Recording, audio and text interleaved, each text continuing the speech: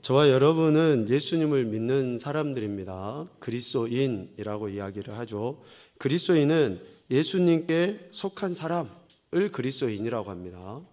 그리고 또 예수님을 따르는 사람을 그리스도인이라고 이야기하고, 또 그리스도인은 예수 그리스도를 위하는 사람을 그리스도인이라고 이야기해요.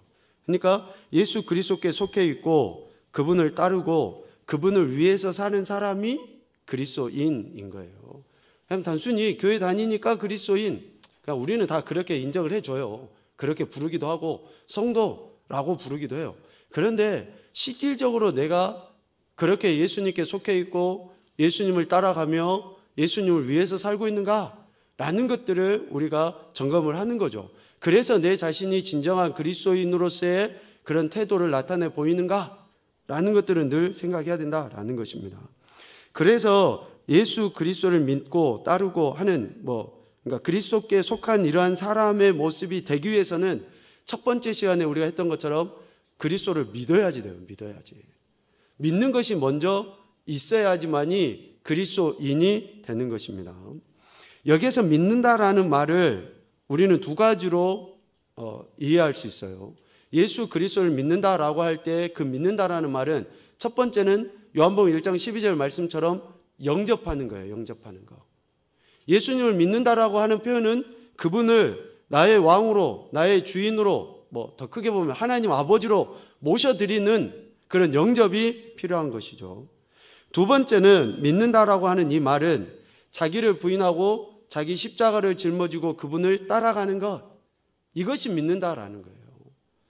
믿는다는 것은 그래서 우리가 감정적인 게 아닙니다. 어떤 충동적인 것도 아니에요. 그리고 지적인 동의도 아니에요.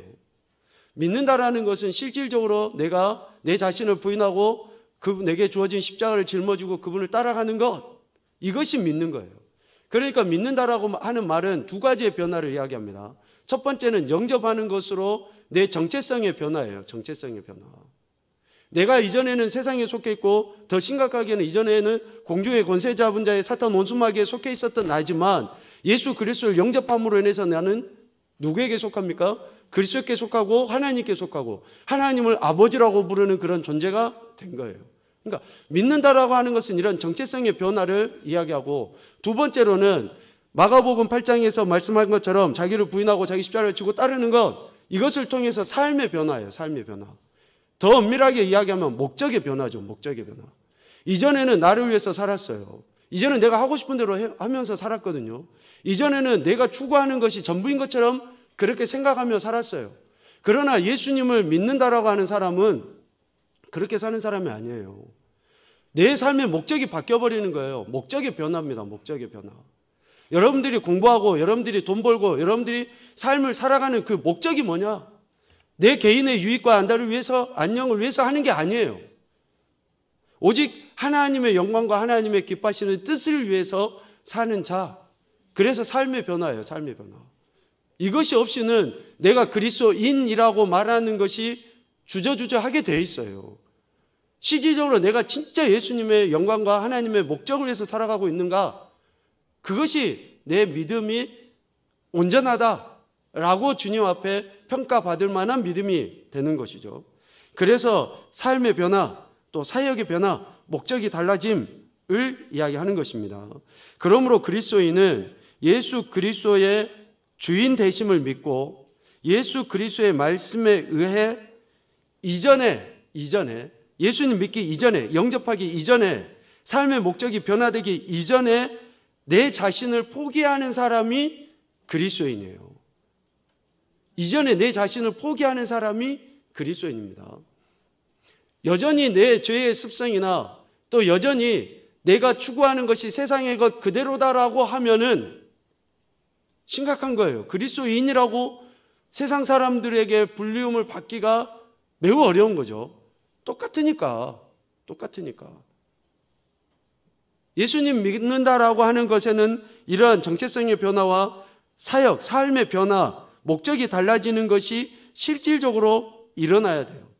이런 삶을 하나님을 기쁘시게 해드리는 삶이라고 얘기해요. 하나님을 기쁘시게 해드리는 삶.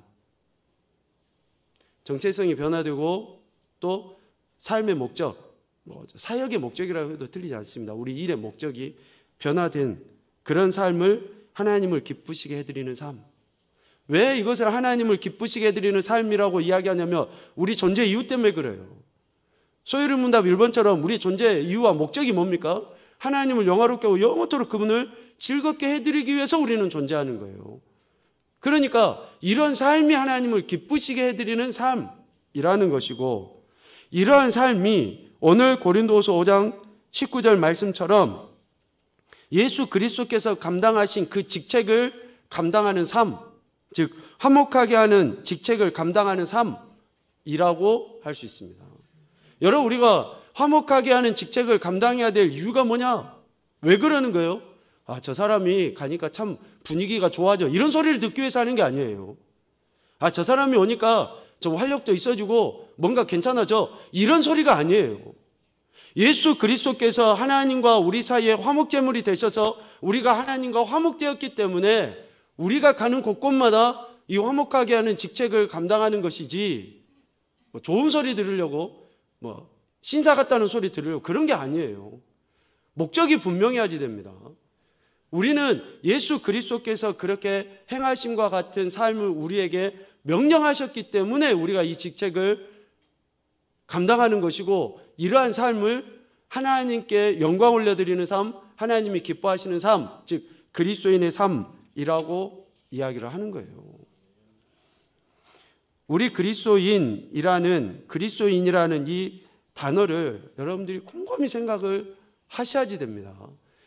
사색은 매우 중요합니다. 우리가 기독교 용어로 말하면 묵상이기도 하겠는데, 이렇게 우리에게 하나님께서 주신 은혜를 생각하면 뭐가 바뀌어집니까? 행동이 바뀌어져요. 행동이 바뀌어지면 그게 습관으로 되어지고, 습관이 바뀌어지면 인생이 바뀌어집니다. 여러분, 이런 문구들 많이 들어서 아실 거예요. 그만큼 우리가 하나님에 대해서, 하나님 말씀에 대해서 생각하면 내가 거기에 맞는 삶의 태도를 드러내 보이게 되어 있어요. 우리 그리스도인은 그래서 화목해 하는 삶을 살아야 되고, 이러한 삶이 결국은 하나님을 기쁘시게 해드린다라고 할 수 있습니다. 오늘 페이퍼에도 보면 하나님의 구속 계획에 흔쾌히 참여하는 것 중에 하나가 뭐냐? 그러니까 하나님이 우리를 구원하시고자 하는 그 목적을 이루어드리는 것 중에 핵심적인 하나가 뭐냐? 그리스도를 기쁘게 하는 일. 그리스도를 기쁘게 하는 일이 구속 역사를 이루어가는 핵심의 일 가운데 하나다라고 이야기를 해요. 여러분, 진정으로 하나님을 기쁘시게 해드리고 있습니까? 내 생각, 내 행동, 내 삶의 영역 속에서 진짜 내가 하나님을 기쁘시게 해드리고 있냐고요. 하나님이 원하시는 삶을 살아가고 있냐고요. 다른 누군가가 평가가 아니라 내 자신이 그렇게 하나님 앞에서 하나님이 기뻐하시는 삶을 그렇게 살아내가고 있냐라는 것이죠. 그래서 우리가 그리스도를 기쁘게 해드리는 것, 이것은 성령 하나님을 통해 하나님의 놀라운 화해의 사역에 참여하는 것이다 라고 이야기하는데, 여러분 거기에다가 메모도 하시면 좋겠습니다. 하나님을 통해 화해의 사역을 참여하는 것, 화목을 그렇게도 표현하는데요, 이 화해의 사역을 저는 크게 4가지 정도로 생각을 합니다. 4가지. 전도, 선교, 구제, 봉사. 이 4가지는 교회의 핵심 사역이기도 합니다. 교회의 핵심 사역이기도 해요. 교회가 어떤 일을 해야 되느냐? 전도하고 선교하고 구제하고 봉사하는 일을 하는 거예요. 왜 교회가 이 일을 하는 것입니까? 우리 향상교회가 이 지역사회 유지와 같은 지역사회를 섬기는, 또 이렇게 이름을 알리는 그런 목적을 위해서 하는 게 아니에요. 지역사회에 이런 일들을 하는 것은, 전도도 선교도 해외까지 다 이렇게 하는 것은 하나님과 화목되지 아니하는 자들을 하나님과 화목하게 하기 위해서 우리가 이 일을 하는 거예요. 그래서 화해 사역이라고 이야기해요. 화해 사역. 그리고 또 한 가지, 사랑을 통해 사람들이 하나님을 향해 나아가도록 돕는 거예요. 행해가 아니라 향해. 사랑을 통해서 사람들이 하나님을 향해 나아가는 것을 돕는 것. 이것을 두 가지 사역으로 이야기해 볼 수 있는데, 첫 번째는 예배와 두 번째는 양육입니다. 예배와 양육. 사랑을 통해 사람들이 하나님을 향해 나아가도록 돕는 예배와 양육, 교육이라고 해도 틀리지 않겠죠. 이 예배와 양육도 교회의 핵심 사역입니다. 그러니까 앞서 이야기했던 화해의 사역이나 또 사람들이 하나님을 향해 나아가도록 돕는 이 사역, 크게 보면 이 두 가지가 교회가 감당해야 될, 더 작게 이야기하면 성도가 감당해야 될, 그리스도인으로서 감당해야 될 사역이라는 거예요. 교회만 전도합니까? 아니죠. 성도가 전도하는 거죠. 교회만 선교합니까? 성도가 선교하는 거예요. 교회만 구제합니까? 아니에요. 성도가 하는 거예요. 교회만 예배합니까? 교회에서만? 아니요. 성도가 예배하는 거예요. 양육은 교회에서 목사만 하는 겁니까? 아니에요. 여러분, 우리가 예수 그리스도를 믿는 우리, 성령 시대를 살아가고 있는 우리들이 루터와 같이 만인 제사장설을 이야기하는 그 사상을 믿고 있는 우리들이 성도로서, 각각의 제사장으로서, 어쩌면 선지자로서, 왕으로서 어떤 사역을 감당해야 됩니까? 이 6가지의 교회 사역을 다 감당하는 거예요. 예배, 양육, 그리고 전도, 선교, 구제, 봉사, 이런 것들을 각각이 다 감당하는 것이 그리스도인이고 그리스도인들이 모여있는 교회인 것이죠. 이것이 하나님께서 우리에게 맡기신 거예요. 맡기신 거. 이것은 어떤 특별한 사명자만 하는 게 아니라 예수 그리스도를 믿는 자, 앞서 서두에 이야기한 것처럼 그분께 속해서 그분을 따르고 그분을 위해서 사는 모든 인생들이 감당해야 될 사명이라고 들리질 않는 거죠. 이렇게 할 때 우리는 그리스도를, 하나님을 기쁘시게 해드리는 삶을 살아갈 수 있습니다. 이런 삶은 드러나게 돼 있어요. 드러나게. 더 좀 작게 이야기하면 이런 삶을 살아내는 사람들에게 나타나 보여지는 표가 있어요. 전도하면서 인상 쓰는 사람 있을까요? 선교하면서 인상 쓰는 사람 있어요? 당신 믿으려면 믿고 말라 말어. 이렇게 하는 사람 있냐고요. 이거 받으려면 받고 말라 말어. 이렇게 하는 사람 있습니까? 인상을 이렇게 쓴 사람 있어요? 지금 여러분들의 인상은 인상 쓰지 말고 예배를 드리셔야죠. 우리가 그리스도인으로서 이런 사역을 감당하면 그리스도인 됨의 표가 자연스럽게 드러나 보여지게 되는데, 그 첫 번째가 뭡니까? 기쁨이에요. 기쁨. 할렐루야. 우리 아멘이 좀 인색한 거 여러분 아시죠? 제가 아멘을 듣고 싶어서 그런 게 아니에요. 여러분들이 복 받기 위해서 제가 이 이야기를 하는 거예요. 아멘은 하나님, 제가 이렇게 되길 원합니다. 그런 기도잖아요. 기도. 기도가 다른 게 있습니까? 이런 게 다 기도인데 아멘을 하셔야지 됩니다. 첫 번째로 나타나는 게 뭐냐면 기쁨입니다. 기쁨. 세상 사람들이 우리가 이런 그리스도인의 삶을 살아가다 보면 그들이 우리의 기쁨을 보게 돼요. 기쁨을 보게 돼요. 얼마나 큰 축복인지 모릅니다.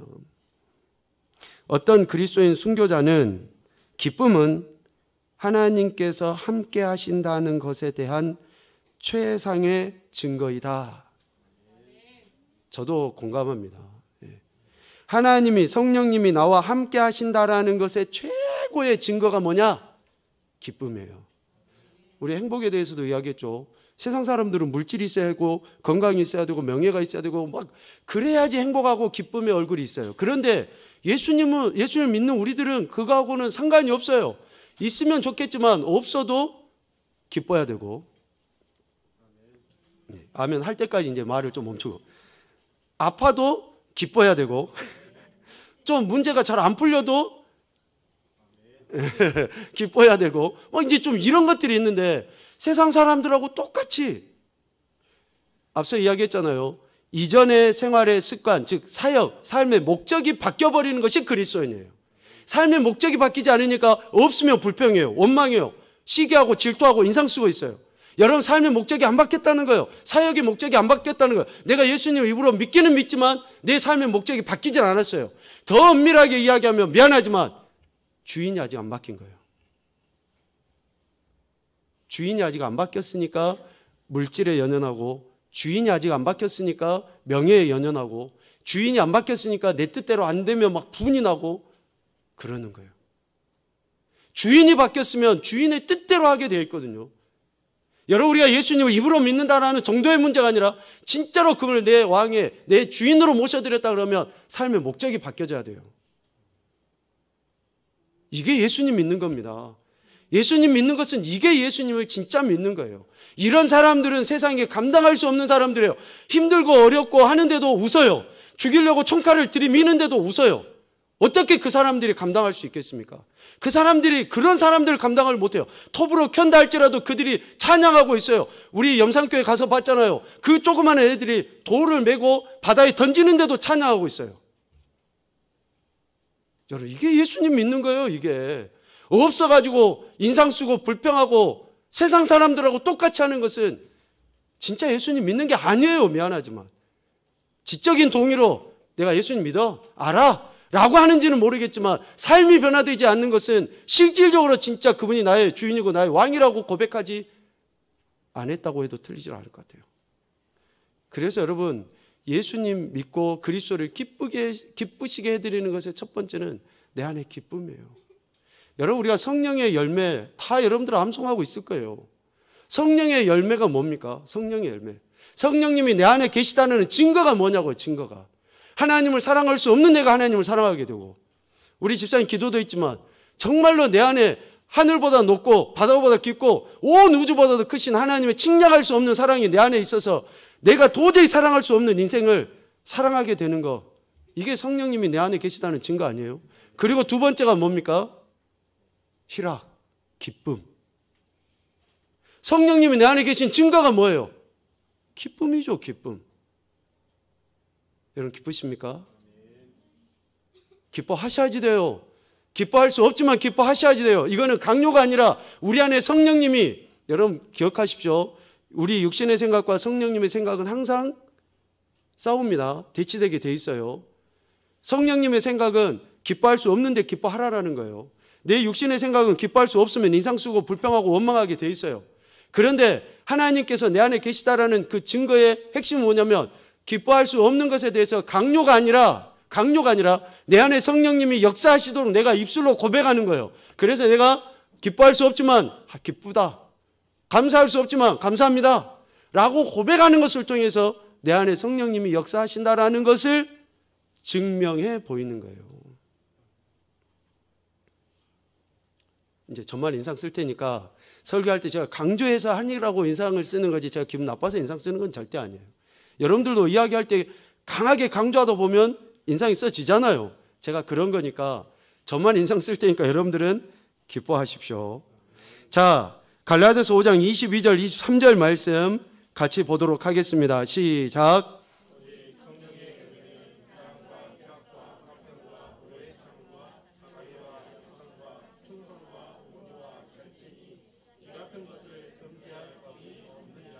아멘.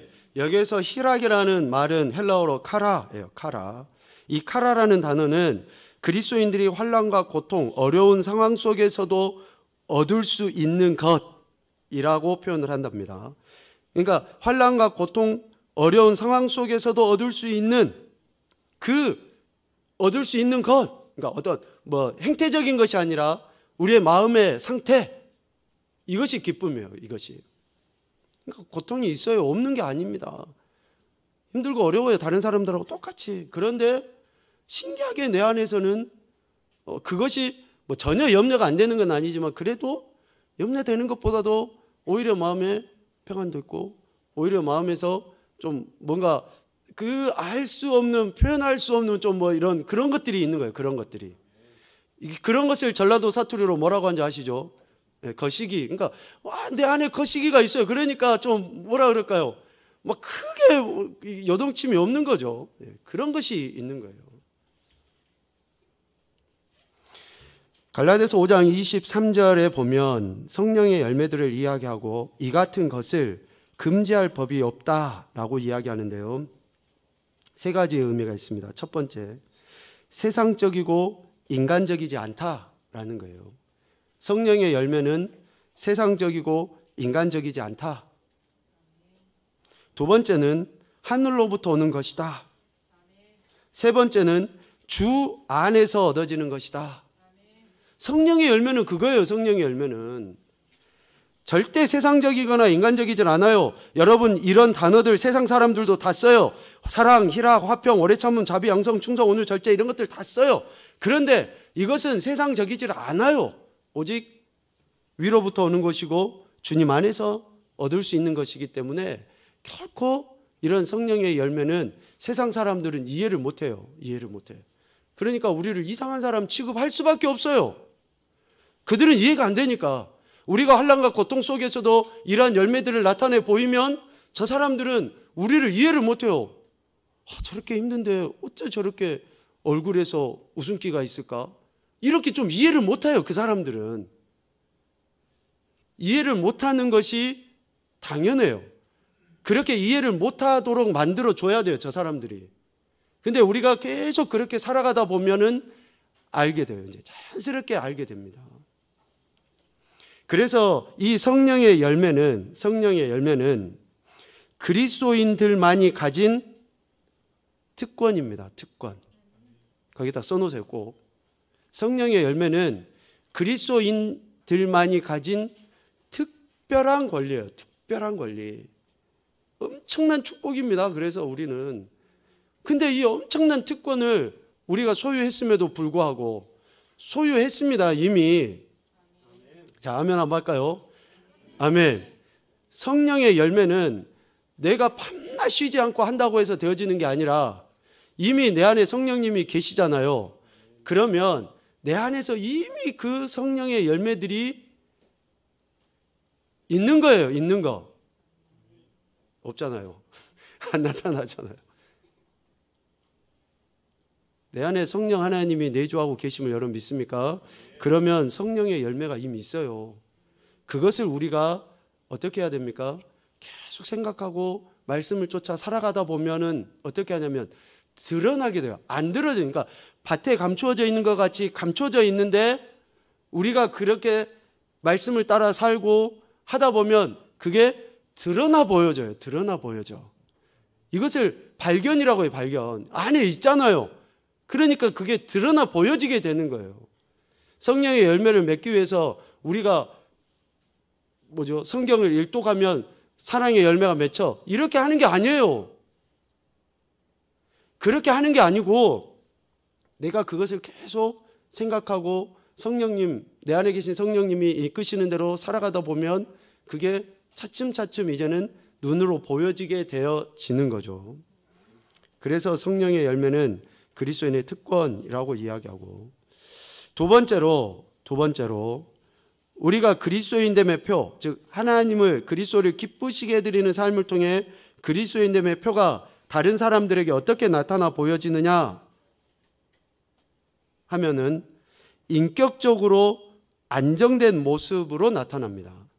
인격적인 안정된 모습으로 나타나요.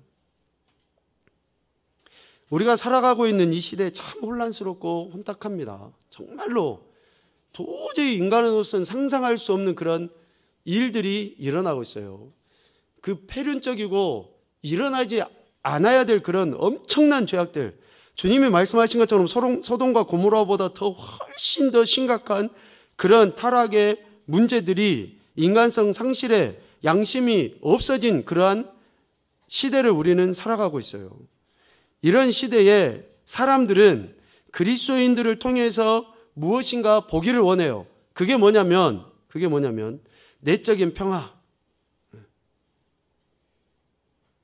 인격적인 그런 안정, 이런 모습을 보기를 원해요. 이런 모습을. 그러니까 우리의 감정대로 살아서는 안 된다라는 이야기를 계속하죠. 상황도 그렇고 환경도 그렇고 감정도 그렇고 그 어느 것 하나 우리를 안정되게 할 수 없지만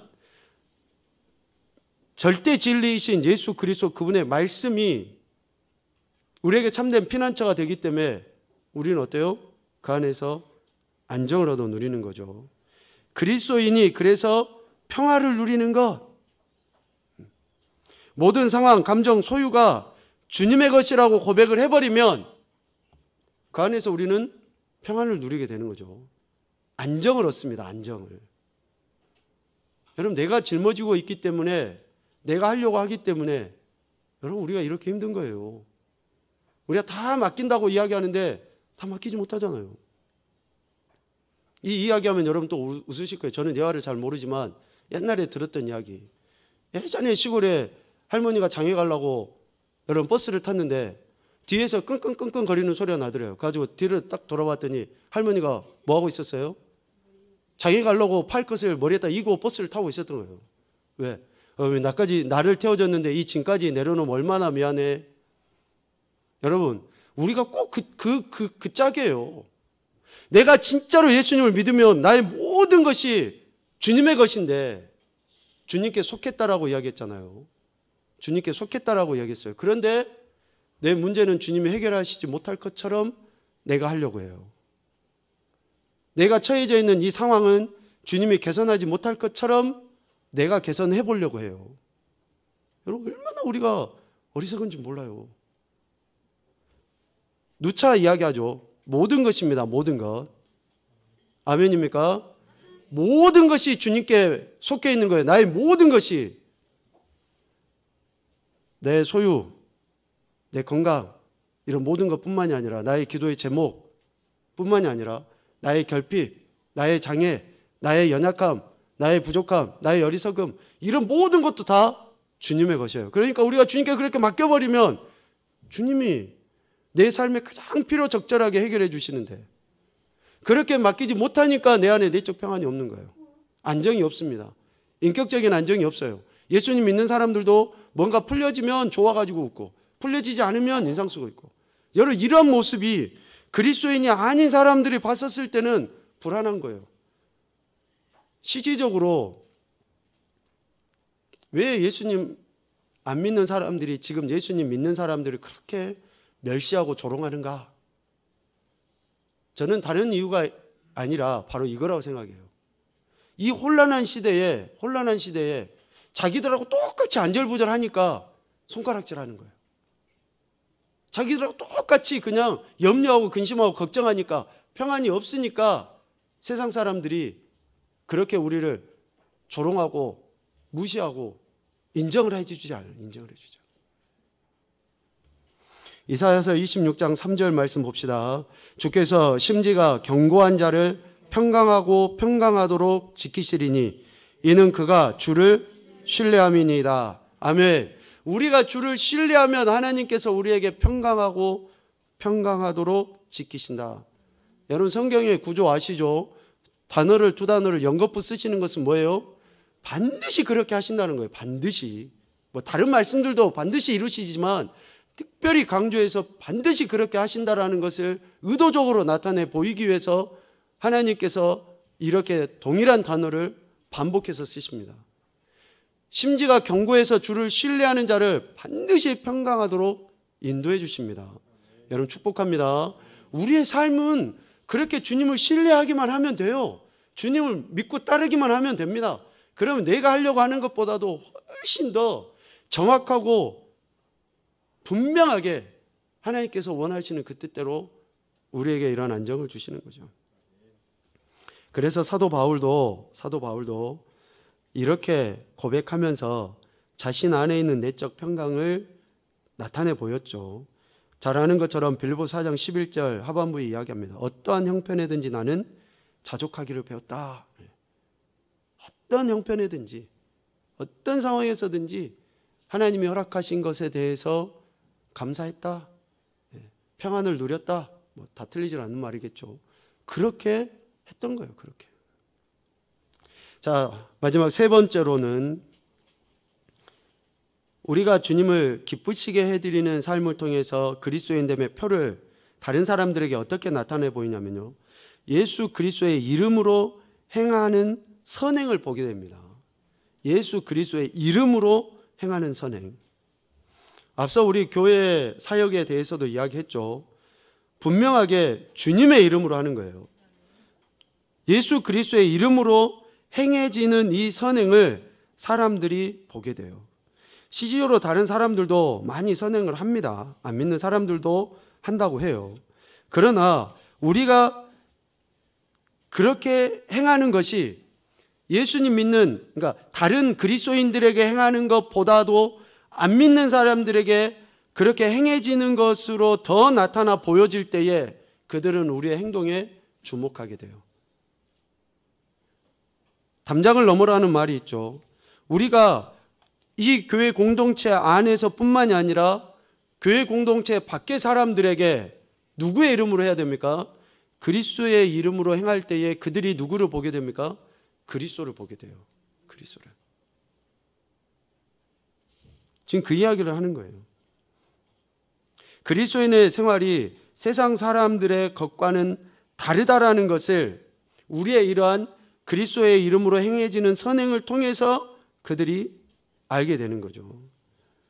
이러한 선행을 통해 그리스도 안에 있지 않는 자들은 어떻게 됩니까? 하나님께 영광 올려드리게 돼요. 하나님께 영광 올려드려요.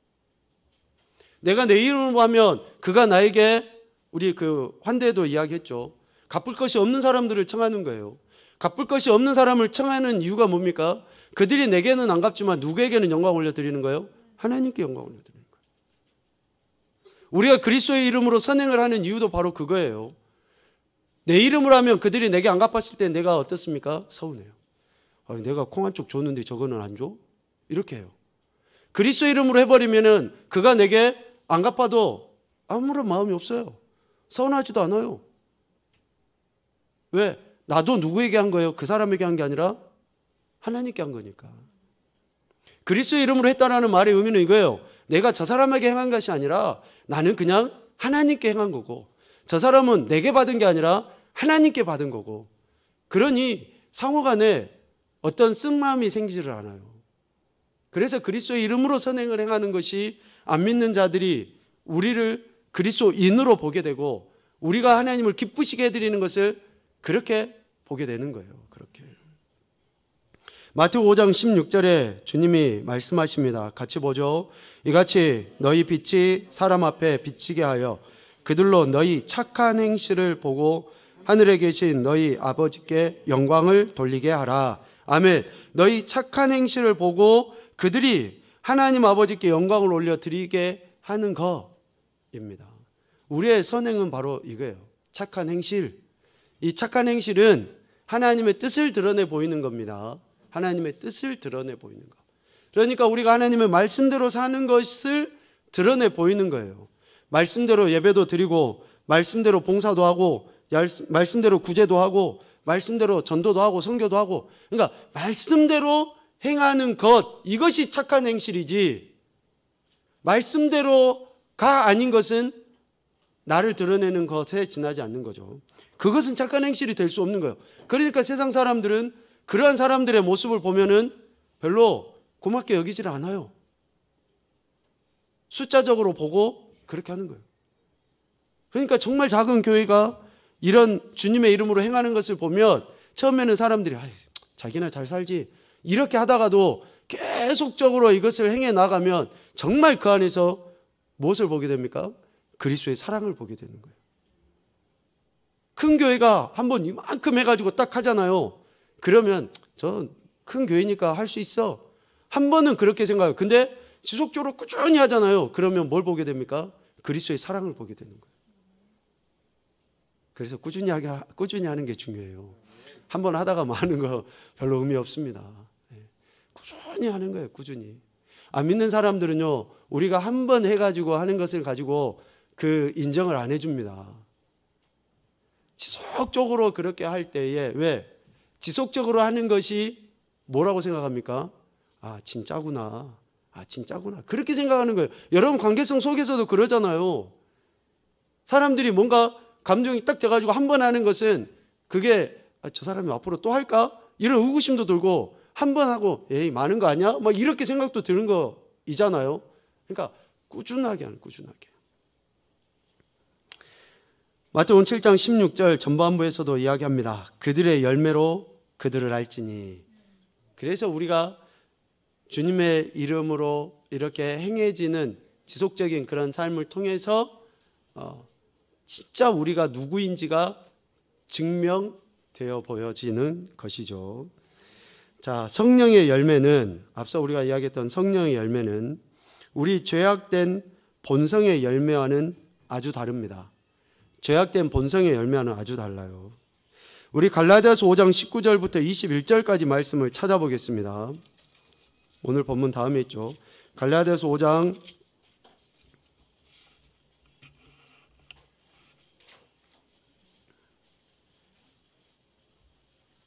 19절부터 21절입니다.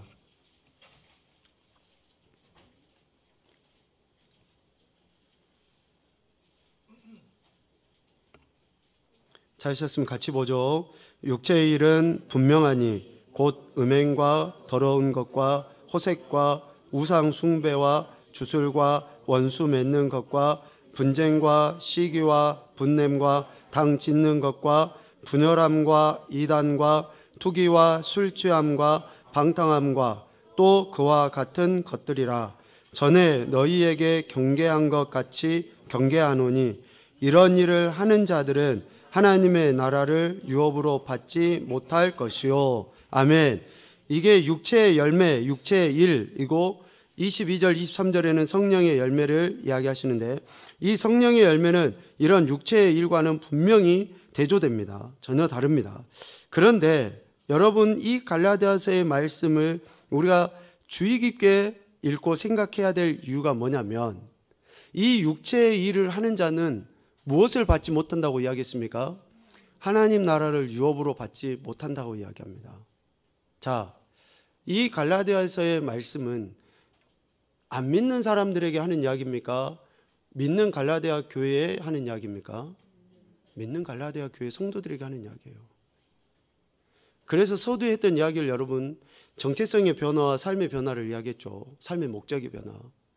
내가 예수님 믿는 것은, 내 안에 성령님이 계신다고 하는 것은 이런 내 삶의 목적이 바뀌어져야 돼요. 삶의 변화가 일어나야 됩니다. 육체의 일을 했던 내가 이제는 성령의 일을 해야 되는 거고, 내 안에 육체의 열매를 맺었던 내가 성령의 열매를 맺는 자로서 드러나 보여져야 되는 거예요. 그런데 여전히 육체의 일을 행해 나가는 자는 아무리 내가 예수님을 믿는다라고 말은 하지만 결과적으로 우리가 예수님을 믿으면 구원받는다라고 이야기해요. 그거는 지금 우리가 하는 이야기고 심판대 앞에 섰었을 때는 주님이 반드시 심판하십니다. 반드시 심판하셔요. 이거는 두려움과 공포를 조장하는 게 아니에요. 우리는 성령의 사람이고 그렇게 성령의 열매를 맺어가자고 지금 이야기를 하는 거예요. 이 이야기를. 그래서 육체를 하는 자들은 예수님을 믿는다고는 하는데 여전히 육체를 하면 하나님 나라를 유업으로 받지 못하니 우리 안에 계신 성령님의 도우심과 인도하심을 통해서 예수님 믿는 사람들은 삶이 변화되어야 되고 삶의 목적이 더욱더 분명하게 서야 한다라는 것을 지금 사도 바울이 갈라디아 교회 성도들에게 하는 이야기입니다. 축복합니다, 여러분. 저와 여러분이 예수 그리스도를 믿는 자예요. 이제는 이런 그리스도인됨을 이렇게 주님을 기쁘시게 해드리는 것으로 나타나 보여져야 됩니다. 세상 사람들이 우리를 보고 우리 안에 있는 그 기쁨을 봐야 되고 우리가 주 예수 그리스도 이름으로 하는 그런 선행을 봐야 되고 한 가지가 우리의 인격적인 안정, 내적인 평안이 있는 것을 그들이 보도록 해야 되는 거예요. 그래서 크게 보면 이것이 바로 성령의 열매입니다. 성령의 열매. 이것이 드러나는 삶이 그리스도인의 삶이라는 것을 꼭 기억하시고 저와 여러분이 그리스도인으로서 이렇게 하나님께 영광 올려드리시고 하나님을 기쁘시게 드리는 귀한 인생 되시기를 주님의 이름으로 축복합니다.